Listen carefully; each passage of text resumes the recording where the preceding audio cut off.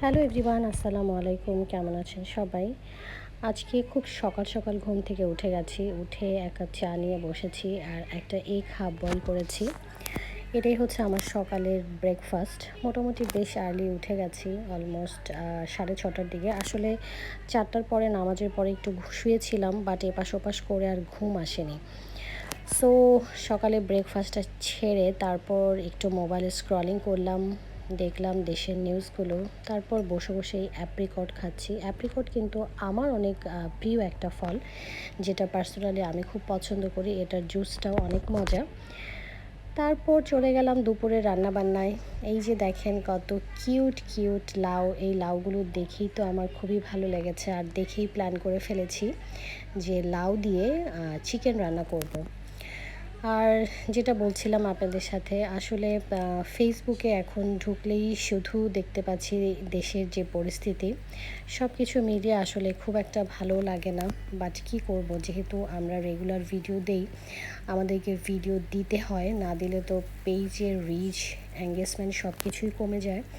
তার মধ্যে যে কয়েকদিন দেশে ইন্টারনেট ছিল না, এই কয়েকদিন কিন্তু ওরকম কোনো ভিডিও ছাড়েনি, কারণ মন মানসিকতা ভালো ছিল না।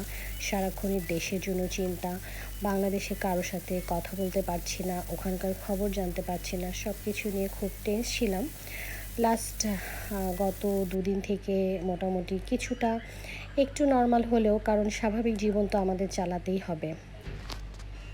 দেশের জন্য এটুকুই দোয়া থাকবে যে দেশটা খুব দ্রুত একদম আগের অবস্থায় ফিরে আসুক, সব কিছু স্বাভাবিক হোক। আর ইন দ্য মেন টাইম আপনাদের সাথে একটা জিনিস শেয়ার করি। মাহানুরের ড্যাডি মোটামুটি দেশে যাওয়ার জন্য একটা প্ল্যান করেছিল 2 থেকে 3 দিনের জন্য, বাট সেটাও কিন্তু আসলে এই পরিস্থিতির জন্য ক্যান্সেল করা হয়েছে। কারণ ও প্ল্যান করেছিল 20, 21, 22, 23 থাকবে দেশে, 24 তারিখ ব্যাক করবে।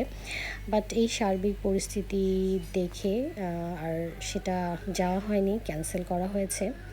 সো আসলে আমরা যারা দেশের বাইরে থাকি, আমাদের কিন্তু সব সময়ই খারাপ লাগে। আপনারা যারা দেশে ছিলেন সবাই তো ফ্যামিলির সাথেই ছিলেন, বা ফ্যামিলির খোঁজ খবরও হয়তো বা আপনারা জানতে পেরেছেন, কিন্তু আমাদের মাধ্যম কিন্তু একটাই, ইন্টারনেট। ইন্টারনেট যখন না থাকে তখন আমাদের অবস্থাটা কেমন হয় সেটা তো বুঝতেই পারছেন। তো যাই হোক, প্রত্যাশা থাকবে সব কিছু ঠিক হয়ে যাবে ইনশাল্লাহ খুব দ্রুত, এটাই দোয়া থাকবে। আর যারা চলে গেছেন তাদের জন্য আসলে দুঃখ, সমবেদনা বা দোয়া করা ছাড়া আমাদের প্রবাসীদের আর কিছুই করার নেই। আল্লাহ যেন সে সমস্ত ফ্যামিলিগুলোকে এই শোকগুলো কাটিয়ে ওঠার তৌফিক দান করেন। চলে কিন্তু সবাইকেই যেতে হবে, কেউ যায় আগে, কেউ যায় পরে, বাট কিছু কিছু চলে যাওয়াটা যেটা অপ্রত্যাশিত থাকে, সেটা কিন্তু মেনে নেওয়াটা আসলে খুব কষ্ট হয়। আল্লাহ সে সমস্ত ফ্যামিলিগুলোকে, সে সমস্ত বাবা মাগুলোকে তৌফিক দান করেন, তারা যেন এই শোকটাকে কাটিয়ে উঠতে পারেন। সো আপনাদের সাথে কথা বলতে বলতে আমি অলমোস্ট রান্না করে ফেলেছি। প্রথমে চিকেনটাকে কষিয়ে নিয়েছি, তারপর মাহানুরের জন্য আলু দিয়েছিলাম, তারপরেই তো লাউ দিয়ে দিলাম। লাউ দেওয়ার পর আর বেশিক্ষণ সময়ের দরকার ছিল না, 5 মিনিটের মধ্যেই লাউটা একদম সফট হয়ে গেছে। আর লাউ দিয়ে মুরগি কিন্তু আমার কাছে অনেক মজা লাগে। আর নিয়েছি ডাঁটা শাক, অনেক দিন পর ডাঁটা শাক খাবো। খুব একটা আসলে শাক কিন্তু আমার খাওয়া হয় না, সো আমি ডাঁটা শাকটাকে এভাবেই রান্না, যে কোনো শাক, নট অনলি ডাঁটা শাক, আমি যে কোনো শাককেই ভালো করে ধুয়ে তারপরে একদম ডিরেক্টলি তেলে পেঁয়াজ, রসুন, কাঁচামরিচ বা শুকনা মরিচ এগুলোকে ফ্রাই করে শাকটাকে দিয়ে দিই। শাক থেকে যে পানিটা ওঠে ওই পানিতেই এটা সেদ্ধ হয়, ওই স্টিমেই আমি এভাবেই রান্না করি। এতে করে আমার মনে হয় এটার ভেতরে যে ভিটামিন আছে, পুষ্টিগুণ আছে, সব কিছুই অক্ষুণ্ণ থাকে। তো সব কিছু মিলিয়ে আজকে একটা সিম্পল রান্নাবান্না করেছি। আর গত দিনের লেফট ওভার কচুরমুখী রান্না করেছিলাম, সেটাও গরম করে নিয়েছি। আপনারা যে যেখান থেকে আমার ভিডিওটা দেখছেন, যদি ভালো লেগে থাকে অবশ্যই লাইক কমেন্ট করে পাশে থাকবেন। আপনাদের ভালোবাসা পেলেই কিন্তু আমি এগিয়ে যেতে পারবো।